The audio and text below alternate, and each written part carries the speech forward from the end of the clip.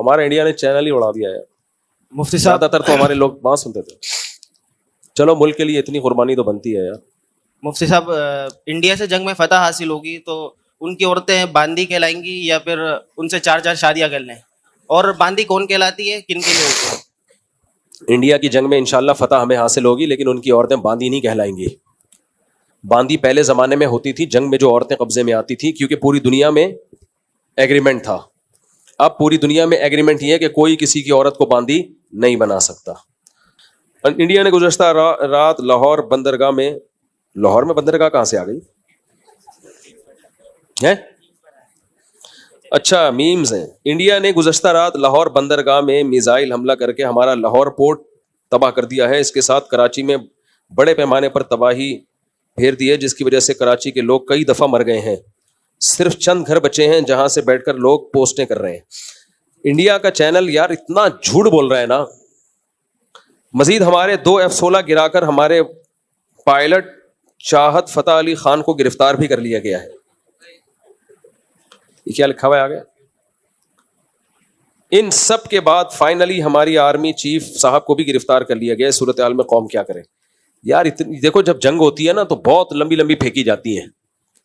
آج صبح کسی نے ویڈیو بھیجی کسی دوسرے کنٹری سے کہ کراچی ایئرپورٹ کو چاروں طرف سے گھیر لیا گیا انڈین نے اور یہ ہو گیا. میں نے کہا بھائی اب تو کچھ بھی نہیں ہوا, اللہ کا شکر ہے بیٹھے ہوئے. تھوڑے بہت تو ہوتا ہی ہے, وہ تو جب جنگ ہوتی ہے تو کچھ نہ کچھ تو نقصان ہوتا ہی ہے.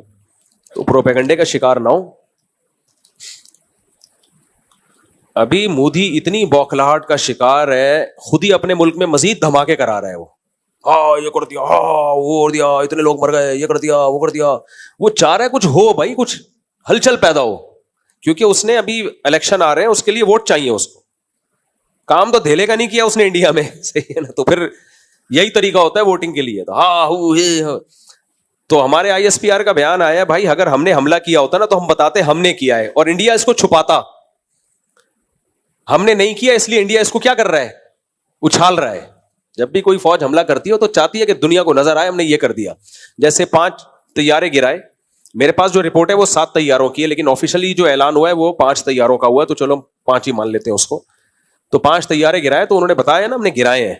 تو پاکستان جو کام کرے گا وہ بتا دے گا کہ یہ ہم نے کیا ہے. لیکن بات یہ ہے کہ وہ خود ہی شور شرابہ, ادھر ہم نے یہ کر دیا اور انہوں نے یہ کر دیا, ایسے چل رہا ہے کچھ ہو. لیکن ہم بہت ڈھیٹ لوگ ہیں, ہمیں نہیں ہو رہا کچھ, ہمیں کچھ نہیں ہو رہا. اچھا انڈیا میں نا ووٹ ملتا ہے پاکستان دشمنی کی بیس پہ. مجھے ووٹ دو, میں پاکستان کی اینٹ سینٹ بجا دوں گا, میں یہ کر دوں گا, میں یوں. پاکستان میں اس بیس پہ ووٹ نہیں ملتا. اگر کوئی یہاں سیاسی لیڈر کھڑا ہو اور بولے میں انڈیا کی ایسی کی تیسی کر دوں گا, الیکشن میں جیتے گا ہی نہیں وہ. ہمارے لوگ بولیں گے کیوں کر دے گا بھائی, ان کو رہنے دو, آرام سے جینے دو یار. تو اس سے پتہ چلتا ہے جو عسکری لحاظ سے اسٹیبل ہوتے ہیں نا وہ گھبرائے ہوئے نہیں ہوتے. وہ بلا وجہ کی بھڑکیاں نہیں مار رہے ہوتے, بلا وجہ کی دھمکیاں نہیں دے رہے ہوتے وہ. تو ہمارے ہاں اس بیس پہ ووٹ نہیں ملتا کہ میں انڈیا کی ایسی کی تیسی کر دوں گا, میں واٹ لگا دوں گا. کوئی مجھے نہیں یاد پڑتا کسی سیاستدان نے کہا ہو کہ مجھے ووٹ دو میں یہ کر دوں گا, میں وہ کر دوں گا. اگر کوئی سیاستدان یہ نعرہ لگائے تو ووٹ ملیں گے ہی نہیں اس کو, اس لیے لگاتے ہیں. انڈیا میں ووٹ اس بیس پہ, جو شدت پسند ہندو ہیں ان کی بات کر رہا ہوں, ان کی طرف سے ووٹ اسی بیس پہ ملتا ہے کہ میں پاکستان کی واٹ بھائی پاکستان کا رقبہ تمہارے لحاظ سے بہت تھوڑا ہے, آبادی تمہارے لحاظ سے بہت کم ہے, فوج کی تعداد تمہارے لحاظ سے بہت تھوڑی ہے, پھر بھی تم میں یہ کر دوں گا میں وہ کر دوں گا. اس کا مطلب گھبرا تم رہے ہو اور ہمیں یہ شو کر رہے ہو کہ ہم گھبرا رہے ہیں. ہم نہیں گھبرا رہے. ہمارے یہاں میمز پہ میمز بنی چلی جا رہی ہے, بنی چلی جا رہی ہے میمز پہ میمز. کل ایک صاحب مجھ سے ملے اور کہنے لگے یہ کیا تماشا لگایا ہوا ہے یار, یہ کوئی جنگ ہے, ادھر سے ایک ڈرون آ گیا, یوں آ گیا, ایک جنگ ہے. میں نے کہا ٹھیک ہے میں مودی سے بات کرتا ہوں, کوئی بڑا میزائل بھیجے یار, ان کو سمجھ میں نہیں آ رہا. میں نے کہا کیا بات کر رہے ہو, اچھا ہے نا نہیں ہو رہی, اچھا ہے نہیں ہو رہی. تو ان کو اس پہ پاکستانیوں کو اس پہ اشکال ہو رہا ہے کیوں نہیں ہو رہی, یہ کیا مذاق لگایا ہوا ہے, ادھر سے ڈرون آ گیا ادھر سے میزائل آ گیا, کیا مذاق لگایا ہوا ہے. تو میں نے کہا خشک ہو یار, اچھا ہے نا. مجھے غصہ بھی آ رہا تھا ان کے اوپر, ہنسی بھی آ رہی تھی. میں نے کہا میں مودی سے رابطہ کرتا ہوں بھائی, ہماری قوم کہہ رہی ہے کیا اور مذاق لگایا ہوا ہے. شکر کرو کوئی میزائل خدا نخواستہ گر گیا تو پھر بولو گے یہ کیا ہو گیا. السلام علیکم. جنگ کی تمنا نہیں کرنی چاہیے. جی السلام علیکم. مفتی صاحب مجھ سے میں نے آپ سے کچھ سوال کرنے, 2-3 چھوٹے چھوٹے سوال ہیں. جیسا کہ ایک ہے کہ نماز, جو اگر کسی کے بندے کا نماز پڑھنے کا دل نہیں چاہ رہا, مثال کے طور پہ فجر کی کہتے ہیں جب اللہ راضی ہوتا ہے تو بندے کا دل چاہتا ہے, فجر کی نماز پڑھنے کا دل چاہے گا اللہ راضی ہوگا تو, اور اللہ راضی ہوگا تو اسی طرح ظہر کا, عصر کا, مغرب کا اور عشاء کا. اور اگر اللہ راضی نہیں ہوگا تو بندے کا دل ہی نہیں چاہ رہا ہوگا نماز پڑھنے کا. دوسرا سوال یہ ہے میرا, اگر کوئی بندہ جمعہ نہیں پڑھ رہا, یعنی کہ نمازیں تو ویسے بھی نہیں پڑھ رہا, جمعے کی نماز پڑھنے بھی نہیں جا رہا وہ, اور کہتے ہیں کہ 4 جمعے اگر نہیں کرو تو دائرہ اسلام سے بندہ خارج ہو جاتا ہے, تو ان کے بارے میں 3 جمعے اگر کوئی نہیں پڑھے تو حدیث میں آتا ہے کافر ہو جاتا ہے, یعنی اس کے دل پہ بہت سیاہ مہر لگ جاتی ہے. کافر تو پھر بھی نہیں ہوتا, کسی عمل سے کافر نہیں ہوتا انسان. لیکن اور دیکھا ہے ہم نے, جن لوگوں نے جمعہ بھی چھوڑنا شروع کیا پھر وہ مرتد ہو کے مرے ہیں, کیونکہ ان کے دل میں اسلام کی پھر کوئی ویلیو نہیں رہتی. تو جمعہ تو ہر برے سے برا انسان بھی پڑھ ہی لیتا ہے, تو یہ ایسی سخت مہر لگ جاتی ہے دل کے اوپر. اور یہ جو پہلی بات آپ نے کی کہ اللہ راضی ہوگا تو نماز میں دل لگے گا, یہ بات ہی غلط ہے. ایسا نہیں ہے. نماز پڑھو گے تو اللہ راضی ہوگا, چاہے دل لگے یا نہ لگے. بلکہ دل نہ لگ رہا ہو پھر نماز پڑھو گے تو ڈبل راضی ہوگا, کیونکہ اس میں مشقت زیادہ ہے. تو جس نیکی میں بھی مشکل زیادہ اس میں اللہ زیادہ راضی ہوتا ہے.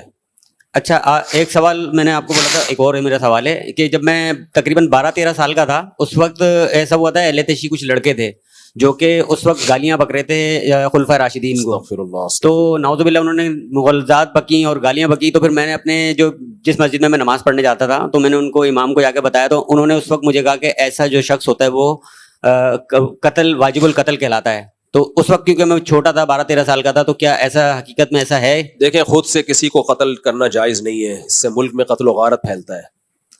قانون ہے, کیس کرو آپ. اور کوئی بھی صحابہ کو گالیاں دیتا ہے, آپ اس کو بولو میرے سامنے یہ کام نہیں کرنا آپ نے. بھائی انڈور جو مرضی کرتے رہو, آپ خدا کو جواب دو گے. ہمارے سامنے یہ کام کیا تو پھر اس کا رسپانس بہت خطرناک ہوگا. سمجھ رہے ہو کہ نہیں سمجھ رہے؟ یہ تو دنیا میں یہاں تک کہ قرآن نے کہا ہے کہ ہندوؤں کے جو بت ہیں ان کا بھی مذاق مت اڑاؤ, کسی کے سامنے اس کے بتوں کو برا مت کروا لے کہ جو جھوٹے خدا ہیں, کیونکہ اس کے نتیجے میں وہ تمہارے خدا کو نہ برا کہنا شروع کر دیں. تو اتنی سخت احتیاط کا حکم دیا ہے, تو آپ ان سے بولیں یہ تو ہماری مقدس ہستی ہیں, ابو بکر, عمر, عثمان, علی رضی اللہ عنہم اجمعین.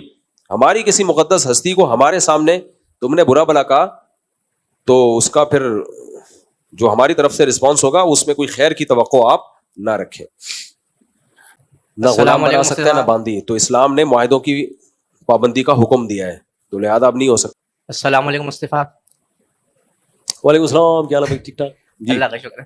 مفتی صاحب, وہ جو مارشل آرٹس والا سوال آیا تھا ابھی آپ کے پاس پرچی پہ, اچھا مارشل آرٹس والا کہ اس کی کمائی جائز ہے, یہ جیسے محمد علی وغیرہ باکسنگ لڑتے ہیں, ان کے حساب سے مطلب ان کے کپڑے بھی اس طرح کے نہیں ہوتے, اور یہ فیئر لڑائی ہو رہی ہو اگر تو اس طرح اس میں جائز ہے؟ دیکھو, سطر چھپانا بہرحال فرض ہے. مسلمان مرد کے لیے جائز نہیں کہ ناف سے لے کے گھٹنے تک کسی بھی جسم کے عضو کو ظاہر کرے. کھیلوں میں اس کا خیال کیا کرو. مارشل آرٹ تو سیکھنا چاہیے, ہم بھی سکھا رہے ہیں اپنے بچوں کو. جاتے ہیں روزانہ پڑھائی سے جب فارغ ہوتے ہیں تو ٹھشن ٹھشن سیکھ رہے ہوتے ہیں وہ بھی. تو یہ تو صحت مند قوموں کی علامتیں ہوتی ہیں, لیکن لباس ناف سے لے کے گھٹنے تک یہ چھپانا فرض ہے. تو اس کو کھولنا ظاہر جائز نہیں ہے. انگریزوں پر کو فالو مت کرو, ان کا تو کوئی ہے ہی نہیں نا, چڈے بنیان جو مرضی وہ پہنے, نہیں پہنے تو بھی ٹھیک ہے ان کے. ہم مسلمان ہیں بھائی, ہمیں شریعت نے کچھ حدود رکھی ہے ہماری. باقی آمدن کا اس سے تعلق نہیں ہے کہ کیا پہن کے لڑ رہا ہے. آمدن کا تعلق اس سے کہ جو کام کر رہا ہے وہ بذات خود جائز ہے یا نہیں ہے. مثال کے طور پر ایک مزدور اگر کنواں کھودتا ہے اور اس کو کنواں کھودنے کی اجرت ملتی ہے تو جائز ہے, چاہے وہ پورے کپڑے پہن کے کھودے یا چڈی بنیان پہن کے. اب چڈی پہن کے بھی اگر اس نے کنواں کھودا ہے تو کنویں کی آمدن تو حلال ہوگی نا, اس لیے کہ یہ آمدن چڈی پہننے کی نہیں مل رہی, یہ آمدن کس چیز کی مل رہی ہے؟ کنواں کھودنے کی.